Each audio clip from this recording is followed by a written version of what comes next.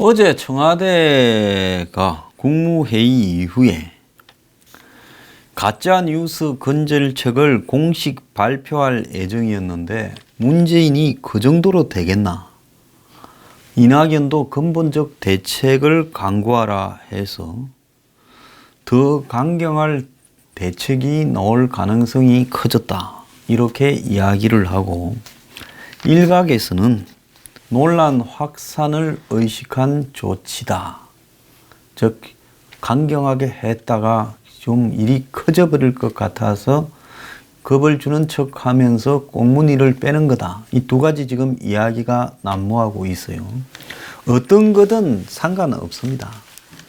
가짜 뉴스라는 것은 가짜를 말하는 사람한테만 불편하거나 겁이 날 뿐이지 진실을 이야기하는 사람한테는 저는 전혀 겁이 날 일이 없다고 봐요.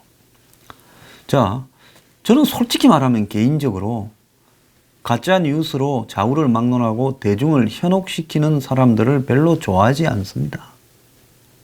솔직히 말하면 나꼼수 같은 좌파들 팟캐스트가 이명박 박근혜 9년에 이 보수 정권의 허술함 일부를 가지고 내내 조롱하고 이렇게 혐오적인 발언을 하고 거기에 대해서 여러 가지 비판을 했던 부분에 대해 당시 좌파 지지층, 현 여권 지지층들이 카타르시스를 느끼는 부분에 대해서 저는 그때 어떻게 느꼈는가 하면 저렇게 해서 자신들끼리 쌓인 것을 해소하는 수단으로 삼는구나. 그래 하수구에서 항상 한 번쯤은 저렇게 스트레스 해소하는 부분들도 기능으로 이렇게 넣어둘 필요가 있겠다.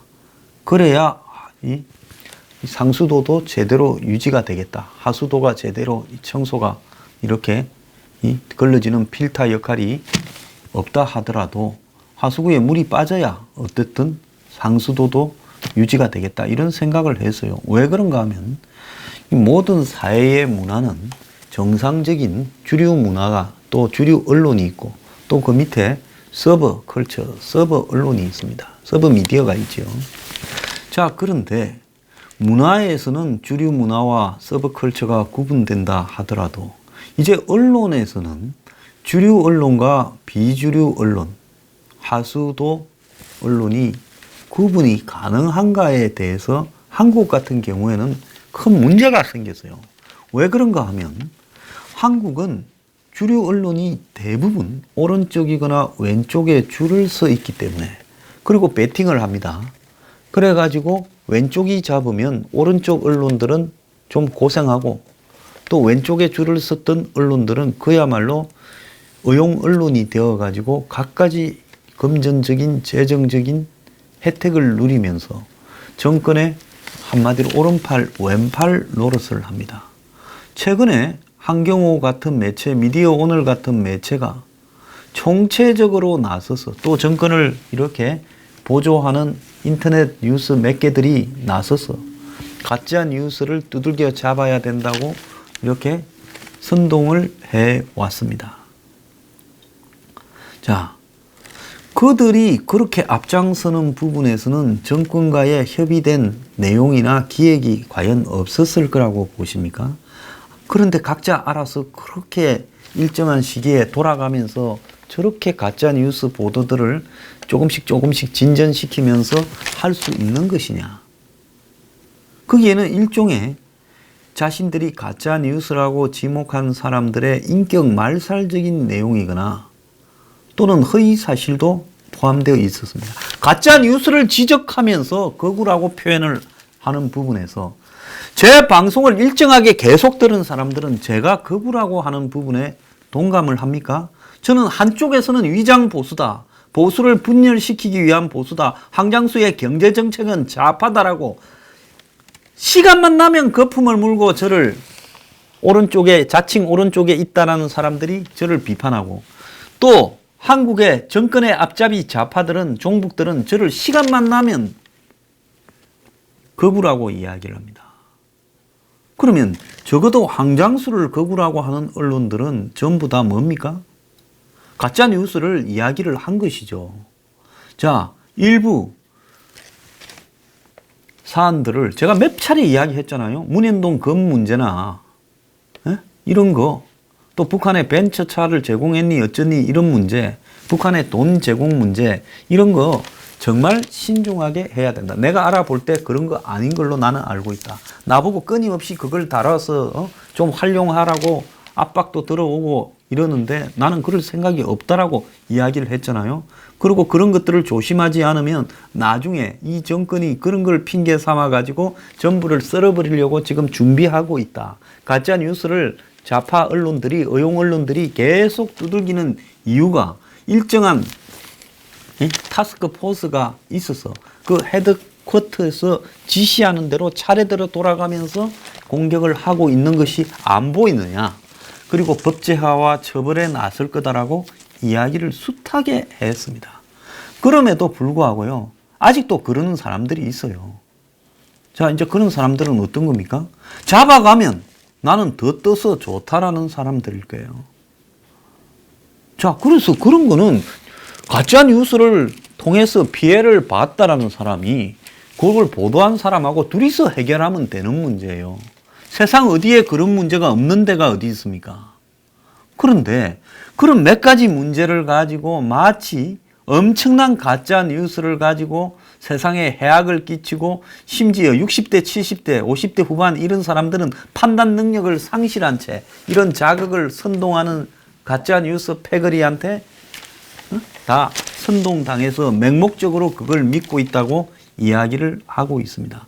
그러면 지금 친북, 종북을 선동하는 이 문정권에 한마디로 거기서 부역하고 있는 언론들에 의해서 20, 30, 40대가 거기에 선동되어서 한마디로 사실관계를 판단하려고 하는 능력을 상실해 간다거나 호남에 계신 분들이 지금 지역성을 악용해가지고 선동해대는 이 가짜 언론에 속아서 맹목적으로 문정권이나 친북 정책에 대한 지지를 보낸다라는 부분에 대해서는 그러면 어떻게 대답을 하겠습니까? 그것은 정치적인 표현에 관한 문제이기 때문에요.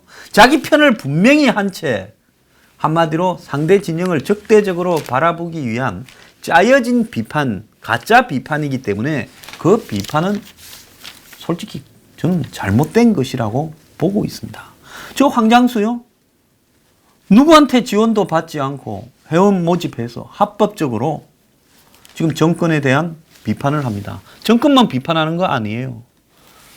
보수 야당에 대해서도 비판하고 중도 개혁을 포방하는 바른미래당 같은 경우에 아주 잘못되었다고 비판도 하고 보수가 이대로 가서는 안 되고 경제 사회적으로 과감한 개혁을 해서 시대의 변화에 따라잡아야 된다고 뼈아픈 비판을 하고 있습니다. 제가 무슨 가짜 뉴스를 협박해서 겁이 나서 그렇게 한다. 그거 이전에 저는 쭉 그렇게 해왔어요. 누구든 잘못하면 법적 책임을 져야 된다는 이야기를 제가 해왔던 겁니다. 그래서 제가 얼마나 적들을 많이 만들고 보수 진영 안에서도 저를 비판하는 사람이 많음에도 불구하고 한마디로 저를 믿고 봐주는 시청자와 회원들의 기대에 더 부응하기 위해서 어느 쪽에 놀아나지 않고 제 양심에서 올바른 보수 사회를 건설하기 위해서 그 보수라는 것은 건전한 비판을 하는 사람까지도 포용할 수 있는 보수를 만들어가기 위해 노력을 하고 있는 겁니다. 자, 그런 상황에서 툭 하면 저를 끼워 넣어요. 정말로 저는 불쾌합니다. 그런데 같이 끼워 넣어서 이야기를 하는 부분이에요. 왜 불쾌하냐? 일부 가짜 뉴스를 하는 사람이 있다. 있을 수 있어요. 실제로 팩트로도 있어요. 그렇지만은 그건 그 사람과 정권 간에 해결할 문제지 마치 가짜 뉴스가 우리 사회의 안정성을 해치고 국민들을 갖다가 오도하는 것처럼 몰아가면서 여기에 문재인이나 이낙연까지 나서서 설칠 만한 일이고 법제화를 해서 이것을 과감하게 없애버려야 되겠다라고 할 만한 그런 수준이 되는 일인가 하는 부분에 대해서 정말로 자기 자신을 좀 되돌아봐라라고 제가 이야기를 하고 싶습니다. 정부가 8일로 예고됐던 가짜뉴스 건절을 위한 정부 대책을 좀 더 논의가 필요하다는 이유로 돌연 연기하면서 여러 가지 추측이 나오고 있다고 합니다. 정부는 당초 어제 범정부 허위 조작 정보 건절을 위한 제도 개선 방안을 국무회의에 보고한 뒤 정부 합동 브리핑 형식으로 공식 발표할 예정이었다고 합니다. 그러니까 어제 국무회의가 끝나고 기자회견을 해서 언론들 다 모아놓고 총리가 가운데 서고 관련 부서 장관들이 옆에 서서 가짜 뉴스는 이제는 다 죽여버리겠다고 하려 했던 모양이에요. 이거 어디서 많이 본 거죠. 과거의 군사 정권 때 보면 이 우리 사회에 침투한 간첩들 뭐 이런 부분에 대해서 이 국가적으로 강경하게 단속하겠다. 뭐 아니면 지금 조폭이 전국적으로 광범위하게 퍼져서 한마디로 조폭과의 전쟁을 벌이겠다. 뭐 이런 식으로 가짜 뉴스하고의 전쟁을 벌이겠다. 한마디로 21세기를 가는 진보 좌파라는 인간들이 하는 행태는 20세기에 군부 정권과 유사한 행태의 국민을 상대로 한 공갈 협박을 하려 했다라는 겁니다. 창피하지 않습니까? 그렇게 군사 정권이라면 욕을 해대는 사람들이 저거가 하는 꼬라지가 그때하고 뭐가 다르냐는 거예요. 전두환 노태우 때하고 뭐가 다르냐는 겁니다. 자, 그래서 제도 개선안은 방통위, 교육부, 과기부, 법무부, 문화체육부, 경찰청이 함께 마련했고 이효성 방통위원장이 오전 11시 반에 발표하기로 되어 있었는데 국무회의가 끝난 12시 15분까지 브리핑이 열리지 않다가 아예 취소되었다고 합니다. 참 이자들 하는 꼬라지가 이거 발표할 정도면 문재인한테 보고하고 몇 달을 준비해가지고 회의를 하고 했을 건데 회의 직전에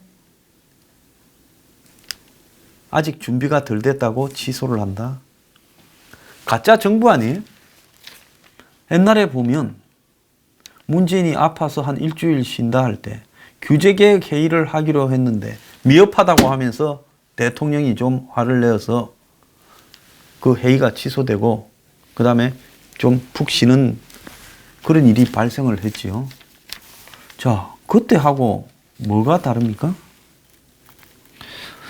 방통위 대변인은 최근 논란이 되는 사안인 만큼 국무회의에서 좀 더 깊이 있는 논의가 필요하다는 의견에 따라 관련 내용을 보강해 추후 발표하기로 했다.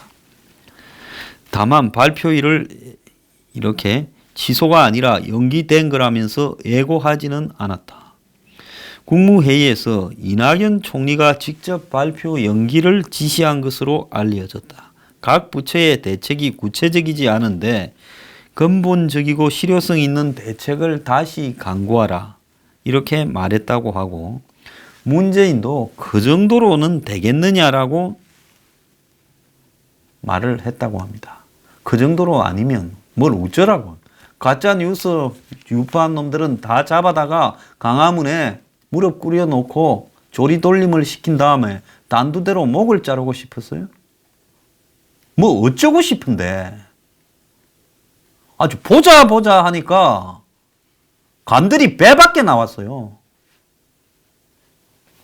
너들만 사는 민주주의냐? 너들만 이 나라 국민이냐? 제가 묻고 싶어요. 마음대로 해봐라는 거예요. 정부 관계자는 종전 대책이 미흡하니 보다 정교하게 보완하라는 뜻이다. 아니 종전 대책이 미흡하다라니 그날 회의까지 다 몇 달을 거쳐서 뭐 한 10대 개 되는 기관이 만들어 왔을 건데 발표도 안 해놓고 그 대책이 미흡하다고 또 다시 보완을 하라 했다면 참 정권에 돌아가는 꼬라지가 보통 국무회의 때 취합 자료를 어떻게 하겠습니까? 상식적으로 한 이틀 전에 다 내라고 할 거예요. 그래가지고 청와대에서 뭡니까? 국정상황실이나 이런 데서 자료 취합해서 그거를 가지고 지금 7세가 임종석이나 조국이니까 임종석, 조국과 장하성 등이 모여서 이렇게 협의를 했을 거고 그런 다음에 하루 전쯤에 아침쯤에 내려다 줘야죠. 요거는 다시 보완해라. 그렇게 해가지고 또 한 번 더 받아가 발표 직전까지도 밤을 새워서라도 요거는 요렇게 좀 보강해라 해놓고 국무회의는 요식적인 행위로 하고 그 다음에 국무회의 끝나고 기자들 오라고 해놨으니까 발표를 하는 걸로 해요. 그렇기 때문에 청와대에서 당일날 직접 총리나 대통령이 보고 좀 미흡하다. 국민을 상대로 쇼를 하는, 이 백두산에 갑자기 갔다고 하는 것만큼 쇼예요. 그래서 이에 향후 더욱 강경한 대책이 나올 것이라는 관측이 힘을 얻고 있다.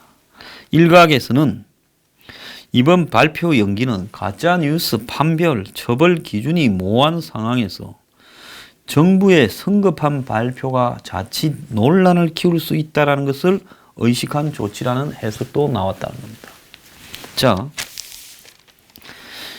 총리실에 따르면 이날 발표 내용에는 허위 조작 정보 유통 현황 파악을 위한 실태조사, 정부가 가짜뉴스 통로로 지목한 소셜미디어 업체 등 해외 인터넷 사업자 자율 규제 강화가 담긴 것으로 알려졌다는 겁니다. 여기서 가짜뉴스 통로로 알려진 소셜미디어 업체, 해외 인터넷 사업자는 누군가 하면 가장 초점이 유튜버겠죠. 페이스북은 저거가 더 가짜뉴스를 많이 퍼뜨릴 거니까. 그래서 유튜브에 대한 단속을 지금 하는 부분도 포함되어 있었는데 그것이 한미 간의 FTA나 여러 가지 서로 간의 자유무역 협정에 위배되는가 하는 부분이 문제가 좀 됐을 거라고 봅니다. 이 가짜뉴스와는 별개로 물론 관련이 있죠. 가짜뉴스 때문에 그러겠지만은 구글 등의 유튜버 등의 이런 인터넷 사업자 등을 규제하는 방법에 대해서 김상조 공정거래위원장이 이 부분에 대해서 지금 심각하게 고민을 하고 있다 하는 보도들이 며칠 전에 있었습니다. 정치권이 해외 인터넷 사업자에 대한 전방위적인 압박에 나섰다. 그래서 이 국회에 존 리 구글 코리아 대표 그리고 조용범 페이스북 코리아 대표를 소환하려고 하고 정부 당국도 구글과 페이스북에 대한 제재를 예고하고 있다. 이 구글이 결국 유튜브의 소유 회사지 않습니까?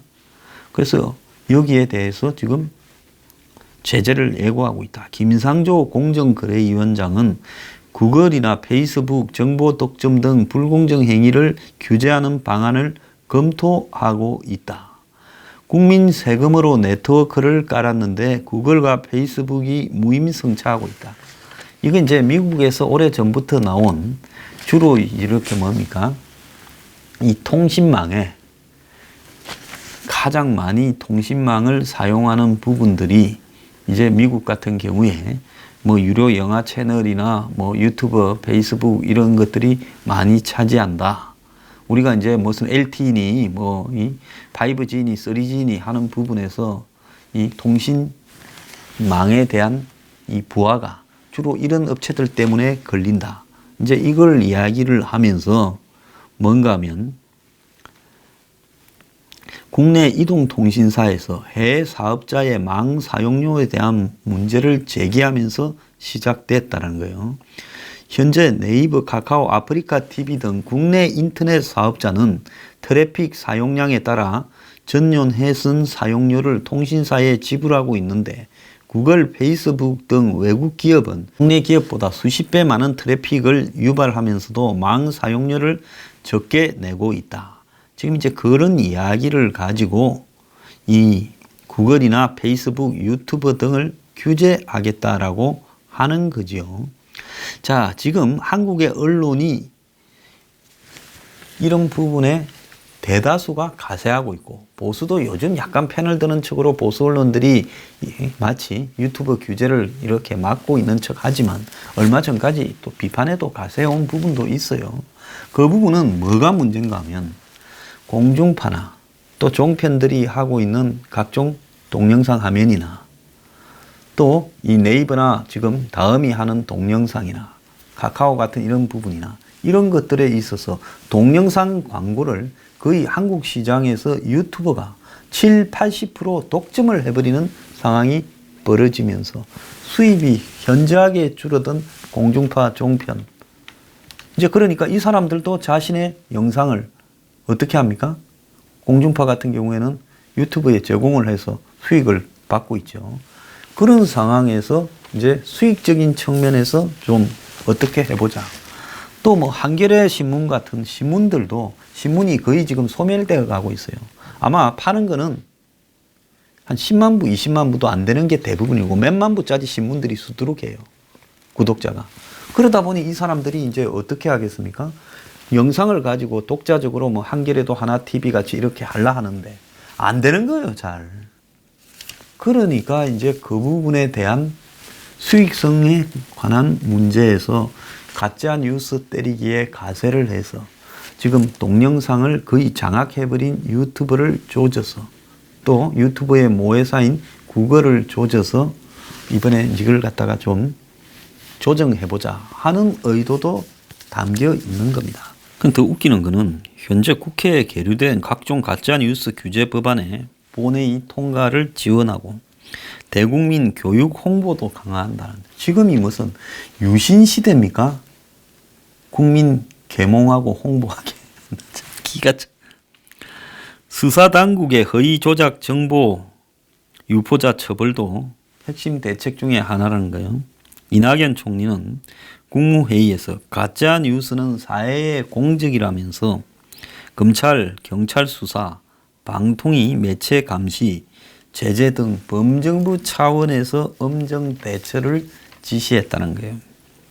경찰은 지난달부터 가짜 뉴스 집중 단속을 하고 있고 속도를 내고 있다는데 민감용 경찰청장은 어제 이 기자 간담회에서 가짜 뉴스와 관련해 9월 12일부터 단속을 시작해서 37건을 단속했다라고 이야기를 하고 있습니다. 자, 정부 여당은 유튜브 SNS에서 가짜 뉴스가 악의적으로 계획적으로 조직적으로 유포되고 있는 만큼 처벌을 강화해야 된다는 거고, 야권에서는 현행법으로도 충분히 가능한데 유튜브 등에서 활성화된 정부 비판 여론을 잠재우려고 그런다라고 이야기를 하고, 이낙연이는 표현의 자유의 뒤에 숨어서 사회를 흔드는 공적이자 공동체 파괴범이라고 이야기를 했고, 사회 통합을 흔들고 국론을 분열시키는 민주주의 교란범이라고까지 이야기를 하고, 민주당의 박강호는 최고위원을 단장으로 하는 가짜뉴스 대책단을 발족시켰습니다. 박강호는 이 사람 MBC 기자 출신이잖아요. 그러다가 어느 날 정치권에 얼쩡얼쩡하더만은 이제 본인이 언론사 출신이 가짜뉴스 대책단장을 해요. 참 기가 차고 있습니다.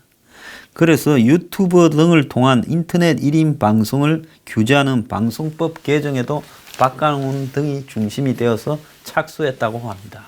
나중에 세월이 지나고 난 뒤에 가짜뉴스 단속 소동을 벌인 화이트리스트 조사가 시작이 되면 청와대에서 누가 시켜서, 당에서는 어떻게 해서 이걸 만들겠다고 하고, 또 언론사에는 협조 지침이 내려와서 가짜뉴스 보도를 요렇게 좀 하라고 해서 일제히 가짜뉴스 죽이기에 나섰는가가 수사의 대상이 될 가능성이 저는 매우 크다고 보고 있습니다. 그때 창피스럽지 않으려면 뒷구멍으로 빠지기 바랍니다. 대한민국의 주류 언론들이 국민의 상당한 숫자가 이렇게 목마름을 느끼고 있고 또 진실을 알고 싶은데 당연히 해야 될 사명을 포기함으로써 그들이 비주류 지하세계로 내려와서 젊은 사람들이, 애들이 하는 유튜브에 들어와서 그래서 자신들이 듣고 싶은 이야기를 들으려고 한다. 그런데 이걸 갖다가 왜 이런 흐름이 생겼는가에 대해서 자성이 먼저 전제돼야 될 건데, 가짜 뉴스를 보도하는 언론 중에 자성하는 언론이 하나도 없고, 이 문 정권은 점점 더 언론에 대한 탄압을 이렇게 강화하고 있다는 겁니다. 그래서 대다수의 언론이 정권의 이해에 지금 충실히 복무하고 있는 현상이 벌어지고 있다는 겁니다. 그래서 지금까지 한국의 진보 좌파는 언론이 어디에 휘둘린 데서요? 한경호나 미디어 오늘이나 자본과 권력에 휘둘린다고 비판을 하면서 권력을 잡지 않았어요? 저거가 권력을 잡으니까 자본과 권력에 언론이 휘둘린다 했는데 거기에 취해가지고 자본에도 취하고 권력에도 취해가 이제 상대 진영을 향해서 가짜 언론이 세상을 흔든다고 그들을 다 두들겨 잡아야 되겠다고 이야기를 하는 겁니다. 이게 말이 되는 소리냐는 거죠. 잡으려면 잡아봐라. 그런데 잡기 전에 너들이 먼저 죽을 것이다. 제가 그렇게 말을 하고 싶어요.